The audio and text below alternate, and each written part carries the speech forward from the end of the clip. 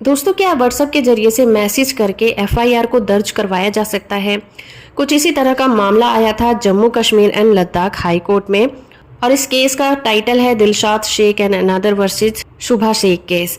इस केस में जस्टिस जावेद इकबाल वानी की सिंगल बेंच ने अपने इम्पोर्टेंट जजमेंट में कहा है कि व्हाट्सएप के जरिए से इंफॉर्मेशन मिलने पर भी एफआईआर को दर्ज कर सकते हैं। इस केस में भाई बहनों के बीच प्रॉपर्टी को लेकर कुछ विवाद था। जो उनके पिता के मरने के बाद जो उन्होंने प्रॉपर्टी छोड़ी थी, उस पर उनका डिस्प्यूट था, जिसके आधार पर ये जो लड़की थी शुभा शेख, उसने अपने दूसरे भाई बहनों के खिलाफ कंप्लेंट को दर्ज कराया था। इस केस में लड़की ने कई बार व्हाट्सएप के जरिए से और ईमेल के जरिए से एसएचओ को और रिलेटेड पुलिस स्टेशन में अपनी कंप्लेंट को भेजा था, मगर उसके ऊपर किसी तरह की कोई कार्रवाई नहीं हुई थी। लेकिन जब इन मामलों में कोई कार्रवाई नहीं हुई तो महिला ने सीआरपीसी के सेक्शन 156 क्लॉज 3 के तहत रिलेटेड मजिस्ट्रेट के पास शिकायतें दर्ज करने की रिक्वेस्ट की और कहा कि वो एसएचओ को शिकायतों पर कार्रवाई करने का आदेश दें।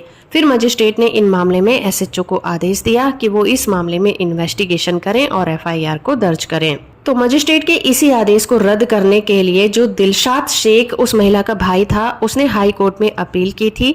उसने कोर्ट को ये तर्क दिया था कि ये शिकायतें सीआरपीसी के सेक्शन 154 क्लॉज 1 और 154 क्लॉज 3 में मांगी गई जरूरतों को पूरा नहीं करती हैं।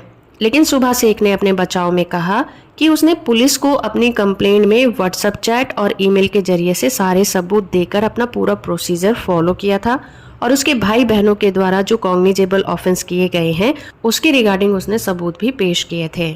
इस मामले में सारे फैक्ट को ध्यान में रखते हुए हाई कोर्ट ने कहा कि इस केस में व्हाट्सएप के जरिए से शिकायत दर्ज करना और मजिस्ट्रेट का उस पर सुनवाई करना और आदेश पारित करना किसी भी तरह से गलत नहीं है, चाहे वो मामला व्हाट्सएप और ईमेल के जरिए से ही क्यों ना स्टार्ट हुआ हो। इसीलिए हाई कोर्ट ने इस मामले की सारी कंडीशन को देखते हुए ये कहा कि मजिस्ट्रेट ने एसएचओ को एफआईआर दर्ज करने का आदेश दिया, वो बिल्कुल सही है।